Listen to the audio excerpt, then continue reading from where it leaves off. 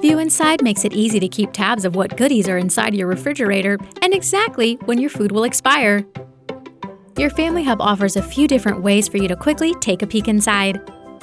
If your refrigerator is asleep, all you have to do is double-tap the panel. When your fridge is awake, just swipe down from the top of the screen using 2 fingers.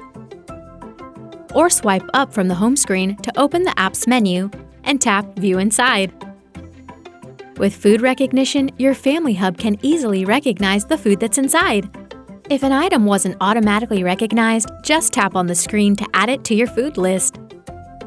And then give your food item a name. To set an expiration date, just make sure the slider next to Expiry is enabled. Then tap on the date, set an expiration date, and then tap Set. Tap Add to save it to your food list. To add food items that aren't inside the main compartment of your fridge, tap Food List. Tap Add, enter in the name of the food item, and then select a new location. Not quite sure what to make with that salmon fillet? No worries, your Family Hub has you covered. Select your fillet, and then tap Search for Recipes. If you notice an item is about to expire, just add it to your shopping list.